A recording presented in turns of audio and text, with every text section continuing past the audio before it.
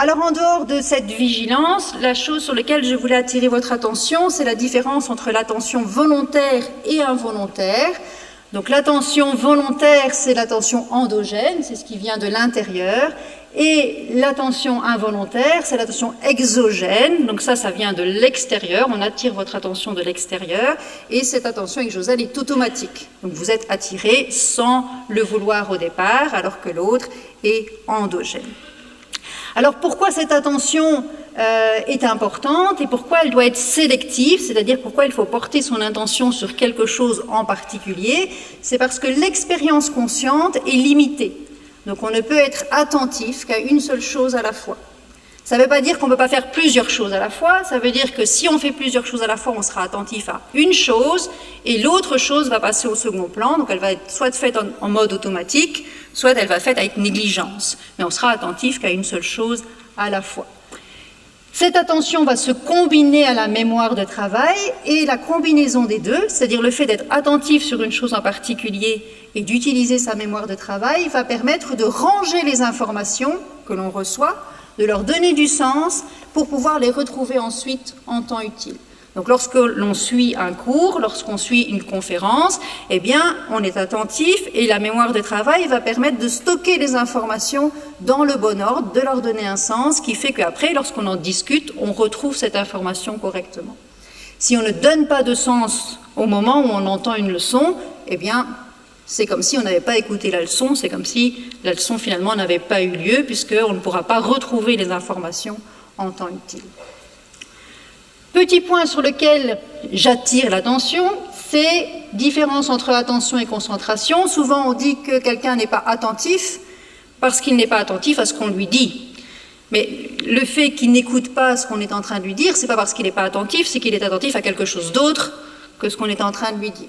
Donc la plupart du temps, l'attention est portée sur quelque chose, mais elle peut être portée sur ce qui se passe à l'extérieur, sur ce qui se passe à l'intérieur, sur ce qui se passe à plein d'endroits et pas nécessairement sur le sujet de la leçon.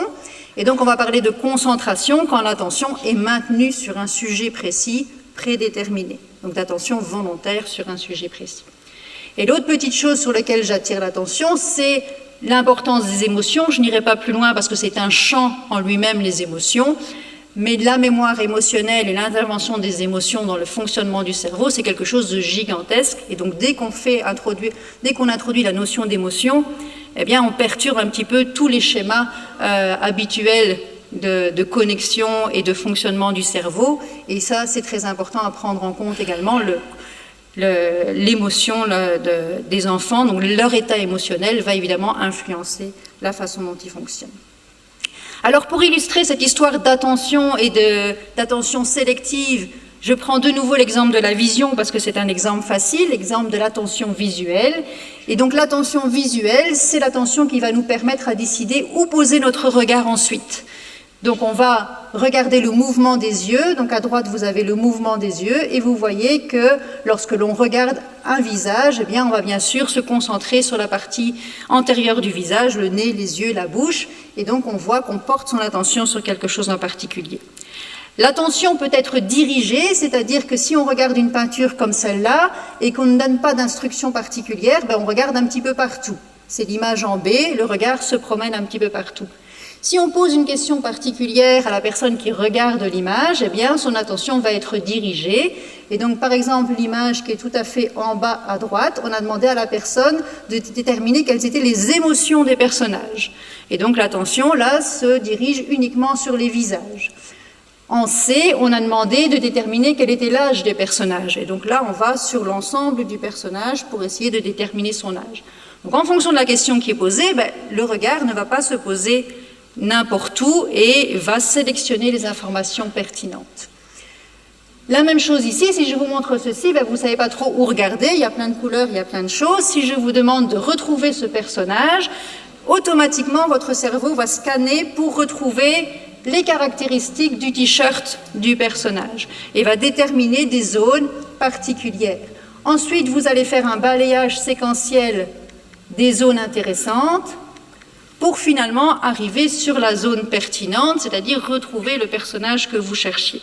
Donc à partir d'une image extrêmement complexe, pour aller vite, le cerveau a besoin de trucs, il a besoin d'attirer de diriger son attention sur des petites zones bien précises pour retrouver l'information. Et ça, c'est de l'attention dirigée. Lorsque on ne dirige pas l'attention, je ne sais pas si ça va fonctionner, si pas, c'est pas très grave. C'est évidemment plus difficile de retirer de manière pertinente l'information.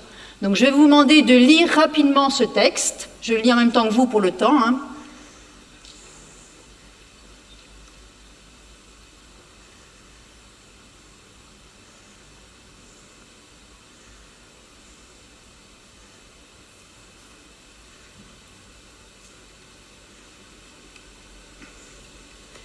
Et donc lorsqu'on demande à des élèves de lire ce texte rapidement et puis qu'on leur pose des questions sur le texte, comment s'appelle le nouveau camarade qui est arrivé en classe?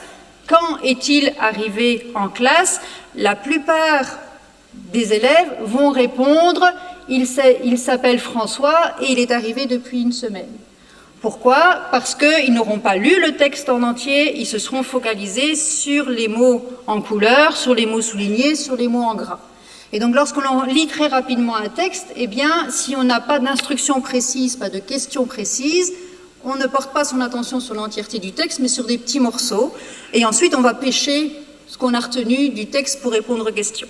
Et ça, c'est surtout vrai pour les enseignants de langue. Quand on fait de la compréhension à la lecture en langue, eh bien, on lit rarement l'entièreté du texte. On lit, on comprend quelques mots par-ci, par-là, et puis on essaie de répondre aux questions avec les mots qu'on a pêchés à gauche, à droite, en donnant du sens au texte par rapport à des informations partielles. Donc c'est très important de diriger l'attention. Et donc quand on lit un texte entièrement avec attention, on se retrouve avec normalement un balayage du regard sur tout le texte et sur chaque mot en particulier.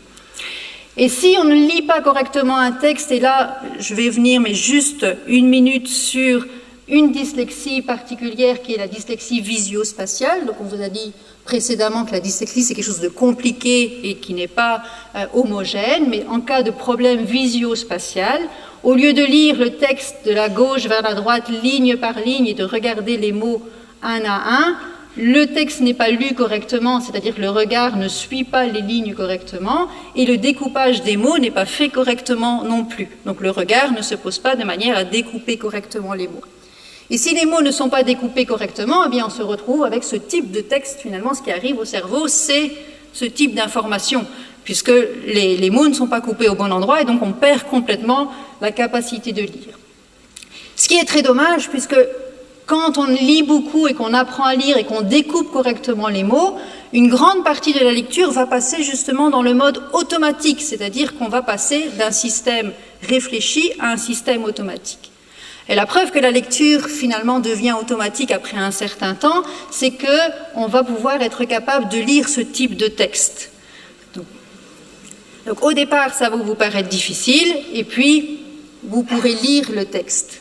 Si on est capable de lire ce type de texte, c'est précisément parce qu'on a automatisé les tâches, et donc on regarde la longueur du mot, la première lettre, la dernière lettre, et on devine le mot. Donc le cerveau devine le nom, le cerveau sort l'information à partir du mot qui est écrit. Et donc lorsqu'on arrive à ce type de tâche automatique, eh bien entendu, on peut aller plus vite, et donc en allant plus vite, on économise des ressources. Alors le cerveau, il fait des choses avec attention, il fait des choses conscientes, mais il fait également plein de choses de manière inconsciente et que l'on ne contrôle pas. Donc pendant que le cerveau est attentif à quelque chose, il est aussi en train de faire d'autres choses en parallèle, c'est-à-dire qu'il est capable tout à fait de traiter toute une série d'informations de manière inconsciente et de le faire en sous-tâche, c'est-à-dire en parallèle. Ici, c'est quoi comme exemple? J'ai un patient avec une lésion qui l'empêche de reconnaître les objets, donc je lui montre un objet et il ne peut pas le reconnaître, donc il ne sait pas ce que c'est, donc il ne peut pas le recopier. Par contre, si je lui demande de dessiner une pomme, il va pouvoir dessiner une pomme, c'est-à-dire qu'il se souvient, il sait ce que c'est une pomme, il se souvient de la forme d'une pomme, c'est juste qu'il n'est plus capable de faire le lien entre l'image de la pomme et le mot de la pomme suite à cette lésion. Et donc, on peut avoir des fonctionnements comme ça très complexes du cerveau qui fait qu'on n'a pas l'air d'apprendre, c'est pas pour autant qu'on n'apprend pas. C'est qu'on apprend différemment par d'autres voies, par d'autres canaux.